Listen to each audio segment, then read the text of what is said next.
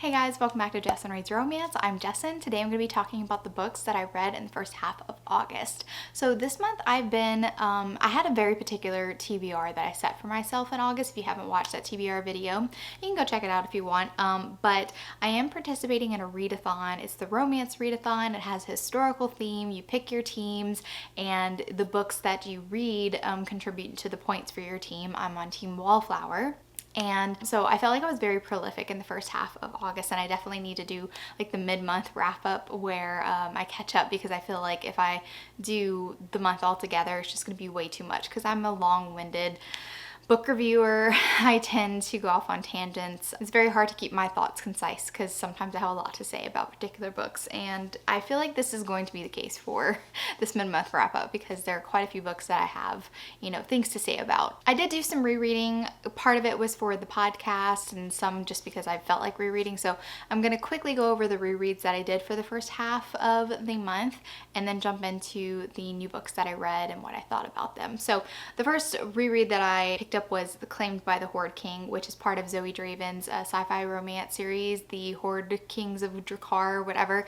It's one of my favorite sci-fi romance series. She recently announced that she was going to do a special edition cover for this series, and I'm so excited. I think it's going to be like hardcover, maybe like some artwork and stuff. I'm not quite sure. She just kind of recently announced it, but I'm very excited about that. Very much enjoyed my reread. The next reread that I did was actually the podcast books. So Get Thee Off My Lawn by Daria Vernon. This is a novella, historical romance. It's a rom-com. It's like just a little book, but it's so sweet and so cute and so funny. There's swan antics. Okay, so this one says a Regency rom-com with a swan problem. She has a pet swan that kind of brings her and her hero together, and it's just, the humor in this book is so good, and I really thought this romance was really sweet. I'm glad we put it on the podcast. Then I reread The Coldest Winter by Brittany Cherry. This book, the first time that I read this book, I was so emotional. She is a heavy hitter when it comes to her romances. She tends to deal with like some very deep issues, lots of like grief, and she likes to hit you in the feels, Brittany C. Cherry, she does. And The Coldest Winter was kind of a little bit of a surprise for me. And I feel like I haven't talked about this book because I think I read it in April maybe, and that was a month where I don't think I did like a monthly wrap up. So this book, reading it for the second time around, I'm not a real big crier, but it made me cry again. It's just very emotional. Both of the characters have gone through the loss of a parent, one more recently, and they kind of help each other through these like dark times, and there's so much like beautiful tender moments and just like love and support from their friends and family that surround them. And I just find this book to be so beautifully written, and it definitely was a treat to do the podcast on this book. So we had a really good time. And the last reread I did, let's see, it's right here. I'm just gonna grab it real quick because I didn't think about it. I reread Angel's Blood by Nalini Singh. This is part of her Guild Hunter series. I've read the first book in the series a bunch of times, and I'm a little bit behind on Guild Hunter. She recently did a cover reveal for the next book in the series. It's not out until maybe like much later this year, or maybe even early next year. I can't remember, but like her covers in the later books in the series are so gorgeous, so gorgeous. So as soon as I saw the cover for that book, I was like, oh my god, I gotta catch back up with the series. But there's so many things that I need to be reminded of, and I've reread the early books in the Guild Hunter series quite a bit, so I didn't really need to start on ground zero with book one, but I really love book one, so I picked that one up and reread it. I did discover that the whole series is on AnyPlay, which is an audiobook subscription that I find to be well worth it, and so I probably will be listening to the rest of the series through audiobook instead of just reading my Kindle, because I've had a lot more time for audiobooks lately and I really enjoy that. So that's it for my rereads. Now let's jump into the new books that I read. The first new book that I read is An Earl to Remember by Stacey Reed. I did get an ARC for this book. I was very excited to pick this one up. It has an overboard retelling kind of like theme going on. If you haven't watched Overboard, I loved the original with Goldie Hawn and Kurt Russell when I was young. It was just my favorite. They recently like kind of remade it a couple years ago. My mom like loves that version, but I still love the Goldie Hawn and Kurt Russell one. And if you're unfamiliar with the Overboard premise, it's basically like a different social class trope plus amnesia. And the rich person who's kind of like mean to the person who is like down on their luck, they end up by getting amnesia. So the person who was like offended by the rich person kind of like gets revenge by claiming for the rich person who has lost their memory to be like their husband or their wife or whatever. So that's like the overboard trope. And in this situation, the heroine is the daughter of an impoverished baron, maybe? I'm not quite sure, but definitely part of the nobility, the peerage. And she's the oldest daughter. So she is actually very skilled at cooking, and she decides that she needs to start taking on work in order to support her younger siblings. She has an opportunity to be the chef on a yacht party for a very rich Earl who's very notorious.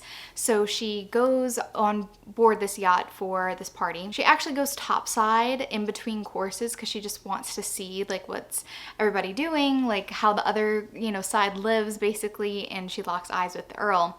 Later on, there's a situation where she's delivering food that was specifically requested by the Earl's mistress because she's notoriously very picky. So the heroine ends up by delivering the food herself, and she finds herself in the room alone with a man who he mistakes our heroine for one of the girls that his mistress promised that she was bringing so that they could basically have an orgy. And so he's like, oh, you must be Angela or whoever the mistress said she was going to get. And so they have like this miscommunication. The mistress catches her and throws a big fit about the whole situation, ends up by getting her fired. So the heroine feels very put out because this money, she desperately needs it for her family, and she ends up by going home empty-handed. A couple of days later, I think it's her cousin who is a doctor.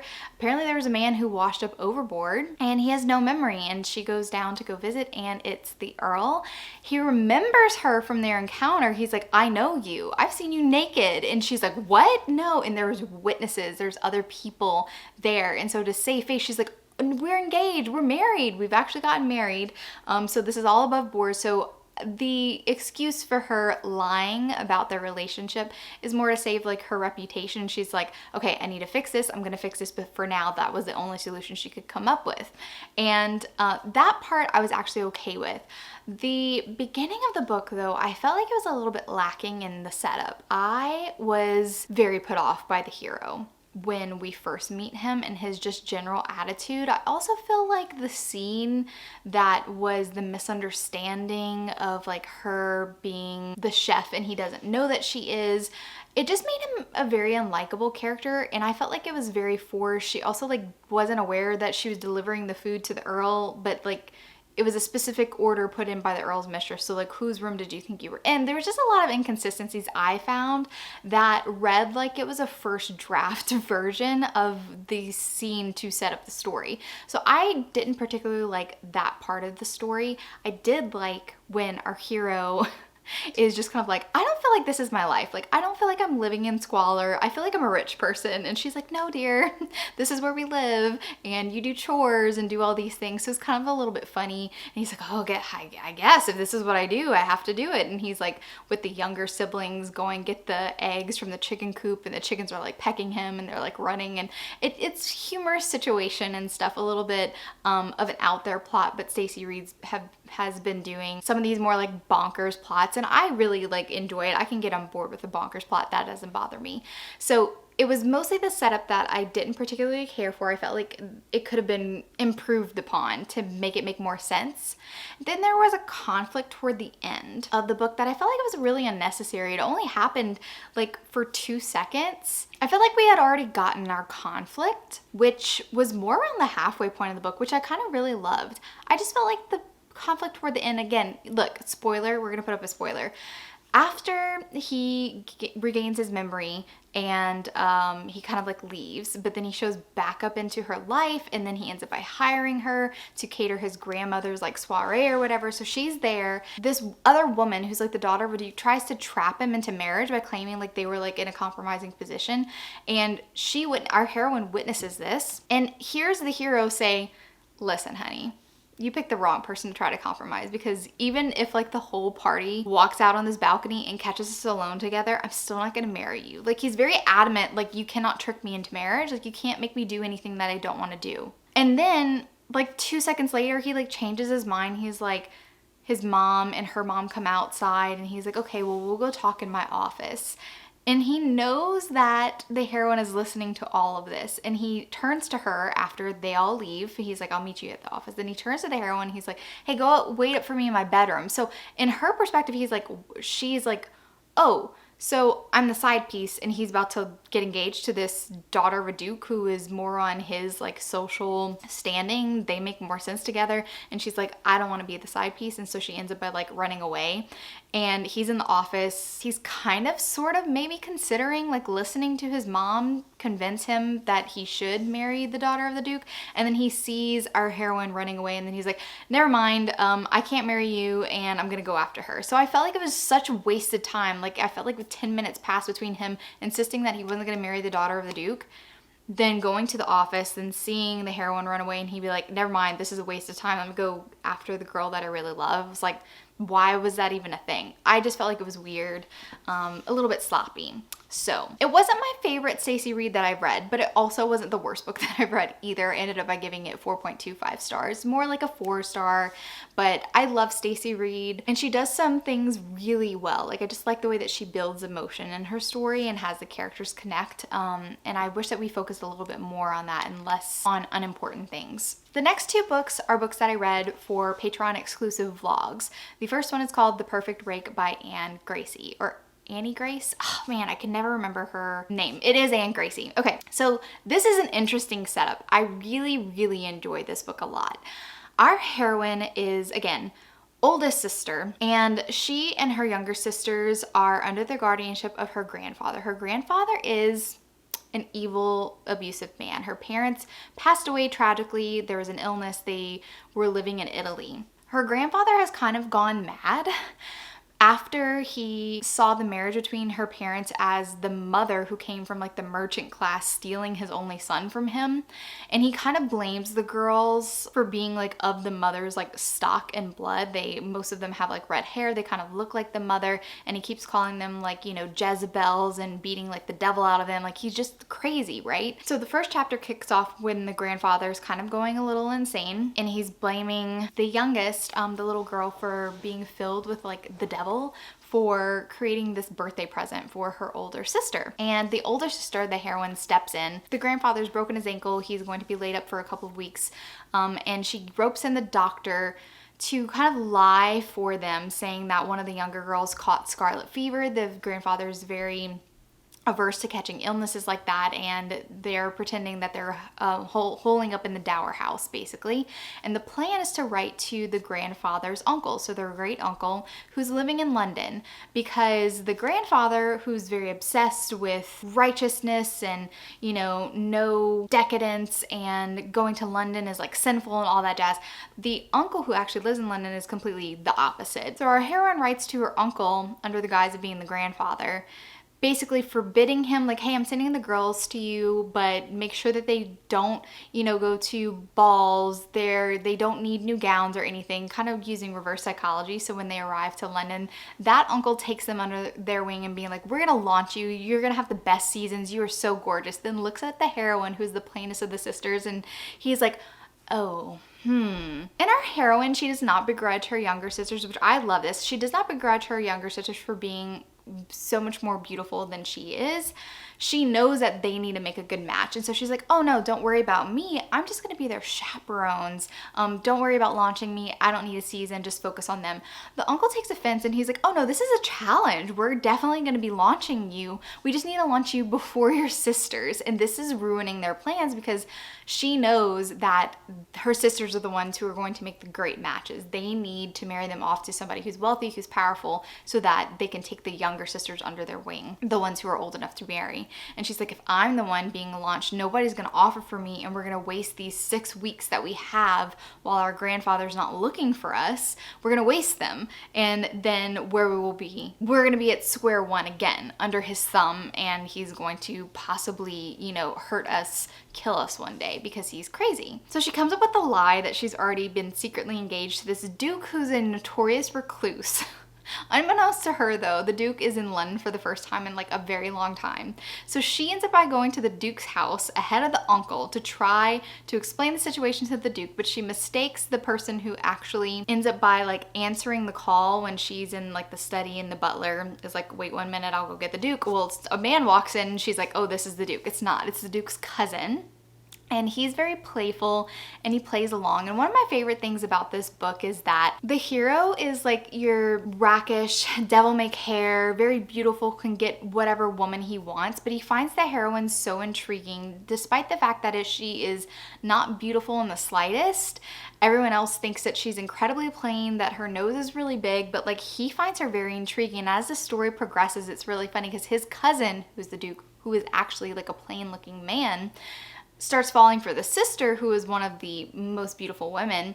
He's just like, he calls the heroine plain, and our hero's just like, what do you mean plain? She is not in the least plain. She is gorgeous. And the Duke is kind of like, what are you smoking? Like, she's not gorgeous, but like keeps it to himself. And I really like that the hero genuinely believes that the heroine is attractive to him. Like, to him, she is attractive, she is beautiful, and it has a lot to do with her personality as well, but like he enjoys her features, and I really like that. There was lots of very humorous moments where they're kind of like commiserating with each other, being like, oh my goodness, falling in love, it's so terrible. Like, I thought it was the whiskey that I drank and it had gone bad, but no, this is this feeling. Why do I care about this person?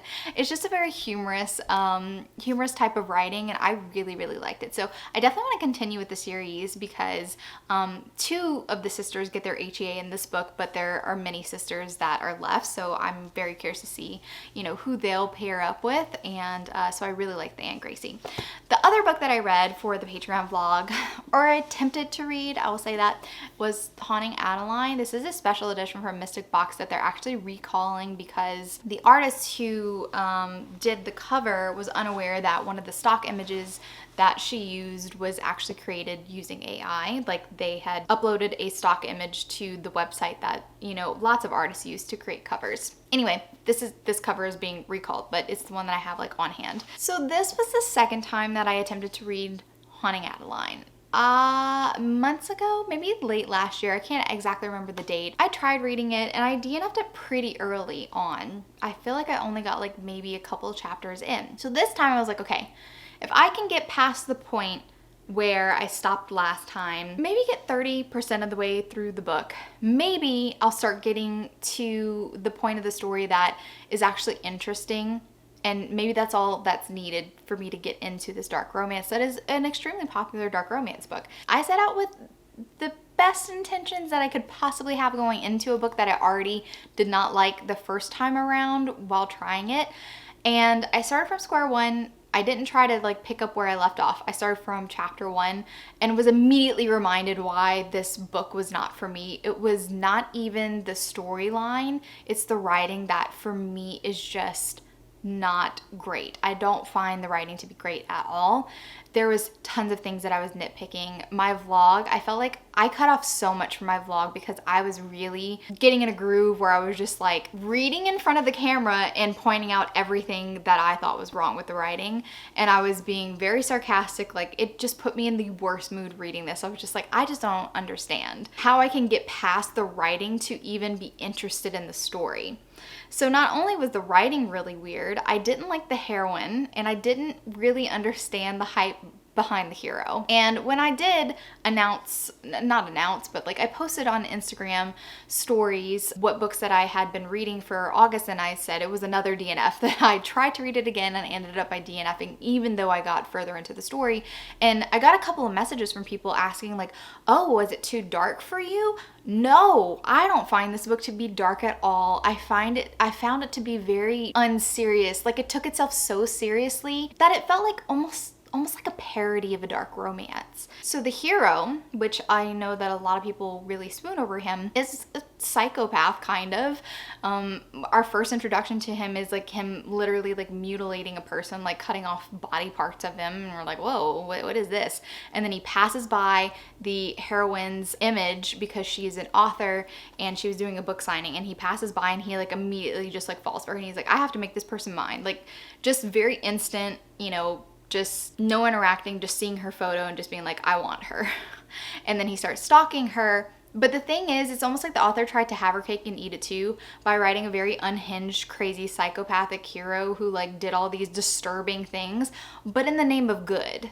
He only went after the worst of the worst. He liked to go after people who were like in sex trafficking and stuff like that. So he only went after bad guys. And like it was okay. But what really killed me about this situation is that the heroine was written in such a weird, immature way. The way that she reacted to things was so strange. And I get that in the beginning the author established that she was into some weird spooky stuff. She inherited this gothic mansion, and the description of the gothic mansion is like the most cliche gothic mansion you could ever imagine. It's basically like haunted mansion, black on black on black, everything's black in this mansion. So she likes spooky things, but the way that she is just so nonplussed about someone stalking her. At first she like doesn't even report anything to the police, and that was one of the things I was like screaming at the book. I'm like, why isn't she reporting this? Like filing a police report that someone's breaking into her house. Like she's so unbothered by this. Then eventually she's like, oh, I guess I should call the police about this. I'm like, duh, I mean, start collecting your evidence here. And at one point the hero, and again, I only got maybe 30% of the way into this book, so there's no way I'm spoiling like anything major for it. At one point, the hero gets mad that she ends up by going on a date with somebody and taking him back home, knowing that she has a stalker. Like, why would you do this? Someone who is unhinged, who is claiming that you are his and don't let any other man touch you. Yes, let's bring a man home and see what he does. See what this unhinged stalker does. Well, he kidnaps this dude from off her front porch and sends her a box with his hands in the box. This guy's chopped off hands in his box. Her reaction is to be like, oh no, F this, and then call her BFF and be like, I got some hands delivered to me. And her best friend, who also is incredibly immature, all they do is like curse excessively and do shots. Her friend literally says, I'm on my way, go take 2 shots of vodka. That's her solution to having some severed hands delivered to her front porch. And I'm just like, what is this? Like, it feels like a bad, scary movie where you're like, God, these people are dumb. Like a parody. So that's how I felt about this book. And I'm so sorry if you really liked it. It just is not for me. I was not understanding the fascination at all with this. I don't find it to be dark.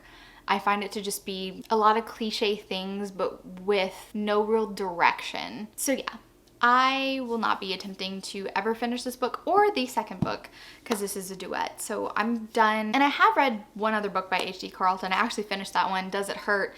That also, I felt like it wasn't as fleshed out as I hoped it to be, but at least the story was a lot more interesting to me than Haunting Adeline. But I don't know. I don't think that H.D. Carlton's going to be an author that I ever would willingly kind of pick up again. I just don't find the writing and the storytelling to be something that I'm craving at all. So anyway, long-winded explanation of Haunting Adeline, round 2.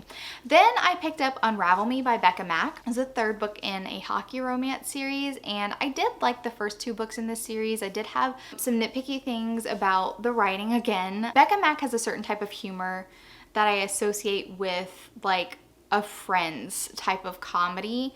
Very over the top, you know, saying these outrageous things and then you're waiting for like the audience to laugh, you know. It's not like a very witty type of comedy. It's a very over the top sitcom type of comedy, right?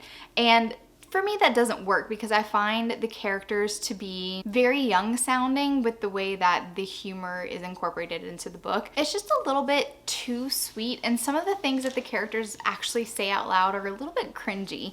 So while I found the romance to be pretty sweet, it is very insta-lovey, very straightforward. Nothing that absolutely wowed me, but it didn't like offend me or anything. Like it was an okay read. I just don't think that the humor is sustaining. I think it goes a little bit too overboard and I get very tired of it. Like I was already tired of it at the very beginning because it was something that she had written for the first 2 couples as well. So I was just kind of like, oh, we're doing it again. So this just seems to be the author's writing style. So I don't know.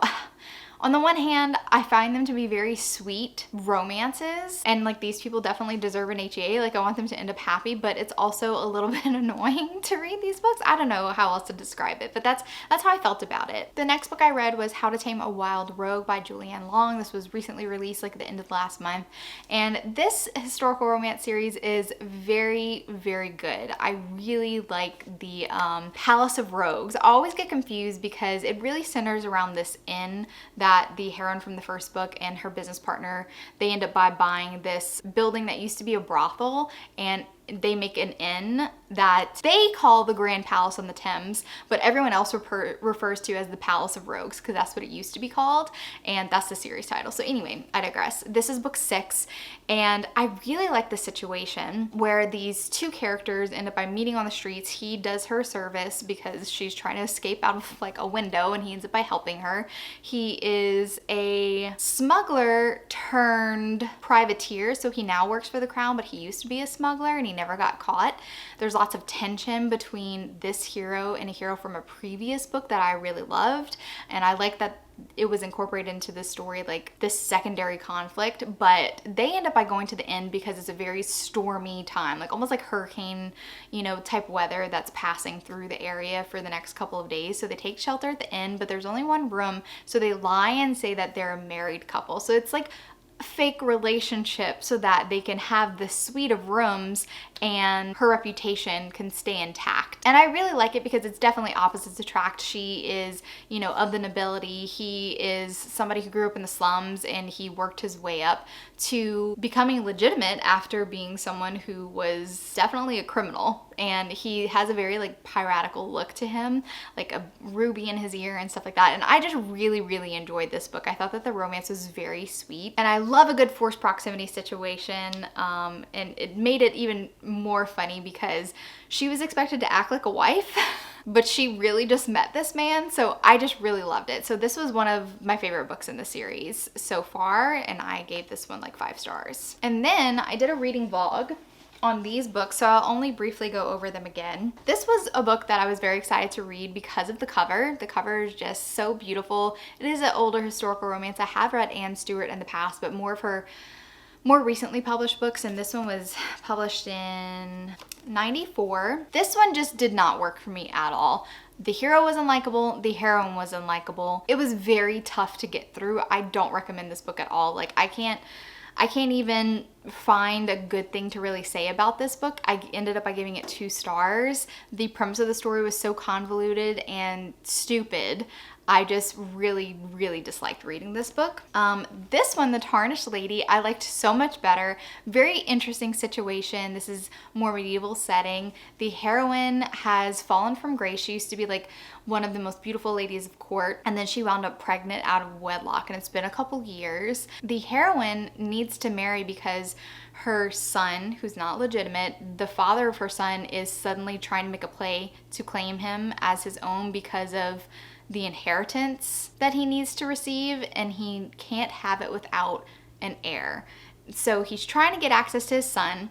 She does not want this man, who is a horrible man, to have access to her son. So she goes to our hero to propose marriage that would benefit him. And he ends up by going along with it because, of course, the baby daddy is like his rival. And it's a kind of a humorous situation because the hero has poor eyesight and he thinks that this lady, our heroine, is like an old crone. And so this kind of has like a secret identity trope, which I find, it was a funny situation. So I really liked it. The heroine was very headstrong. It's written in a very like typical old school historical romance style where like the hero and the heroine are constantly butting heads over stop telling me what to do type of stuff, and I still find it very enjoyable. I think it's definitely worth the read. Then I read The Angel and the Highlander by Donna Fletcher. This was also like a secret identity type of situation. The heroine is the daughter of an aristocrat, and her father wanted her to marry this lord. She refused, and so he shipped her off to a nunnery. So she's been acting like a nun. She was never actually took vows or anything, and the hero is tasked with going to find her. She lies and says that the lady that he's looking for died and she's Sister Therese or whatever, and he starts falling for her.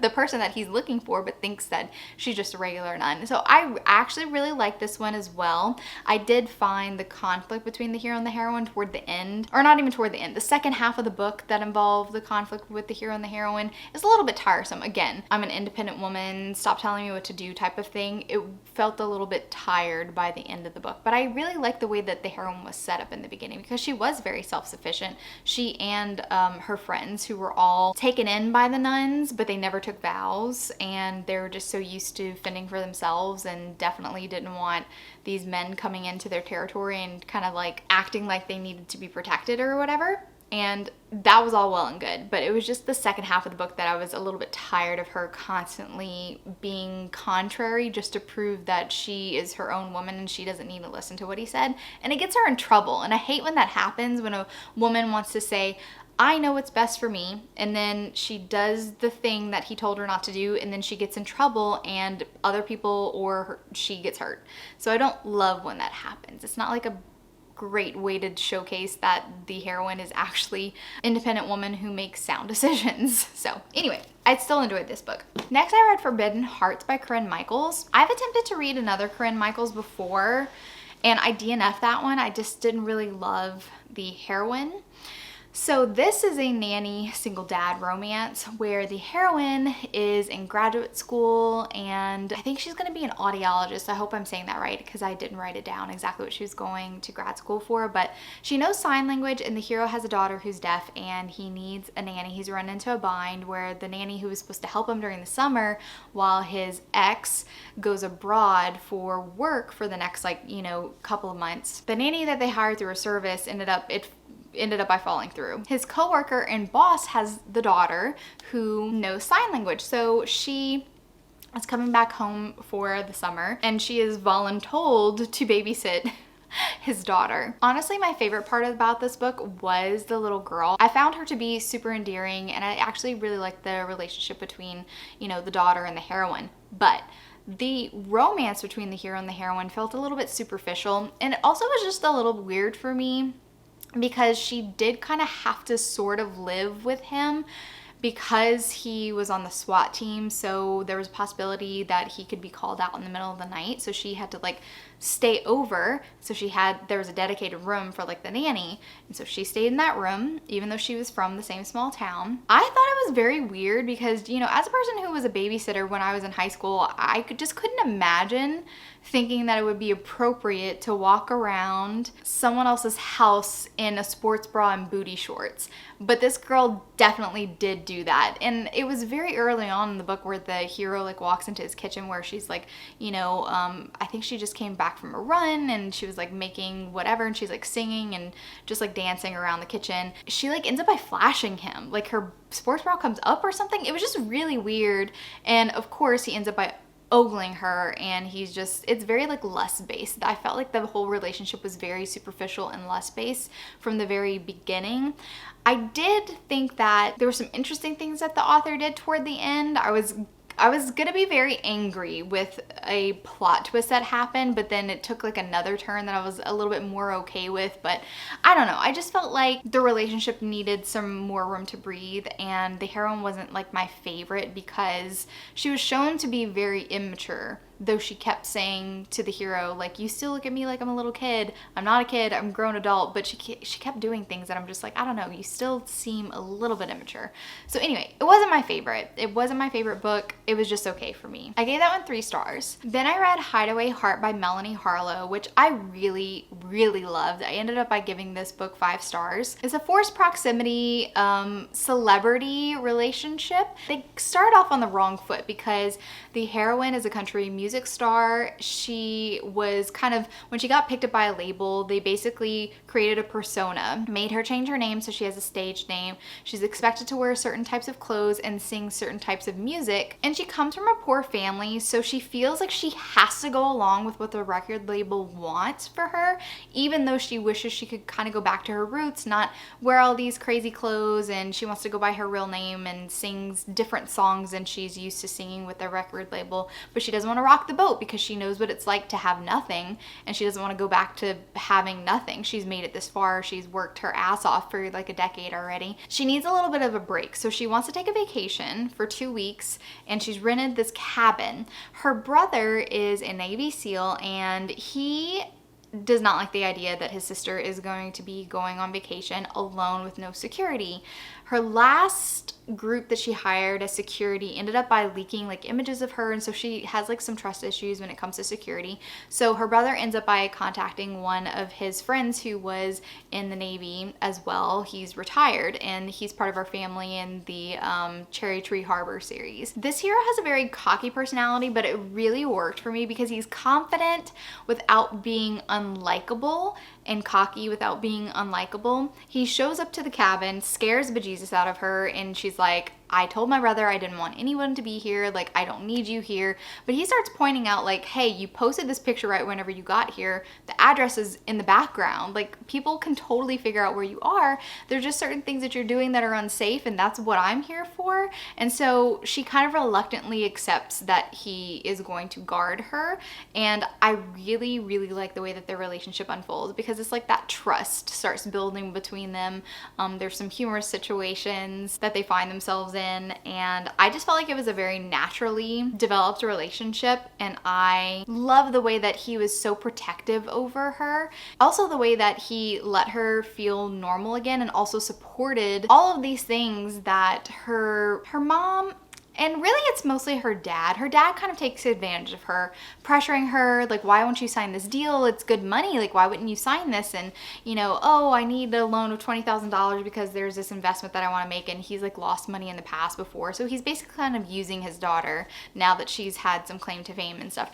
But I like the way that the hero supports her and being like, you need to stand up to these people, go after what you want. And I just really like the way that he instills confidence in her. So this romance really worked for me. I gave this book 5 stars. I was like, I really love it. So that's it for the first half of August. Hideaway Heart by Melanie Harlow is definitely my favorite of the bunch so far, but I still have a couple more days left of August, and you know, the second half of the books that I read to go over once I actually do finish August to talk about. So, but you know, Melanie Harlow is definitely #1 at the moment, but that's not to say that I can't, you know, discover a couple more books within the last couple of days of August that could, you know, unseat the book. But I don't know. Hideaway Hearts was definitely my favorite. So that's basically the plans that I have for the rest of this weekend, is to possibly finish all of the books left on my August TBR, which I'm a notorious mood reader. I tend to not stick to my TBR, but I have checked off the majority of the books on this TBR, which makes me kind of really proud because it's just like not the norm for me. So I'm pretty happy with how August is going so far,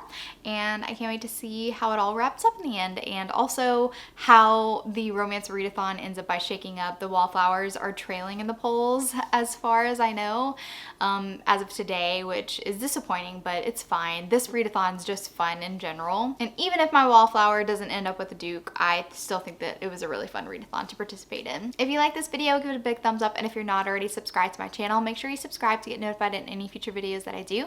Thank you so much for watching, and remember, life's better with little HEA. Bye guys.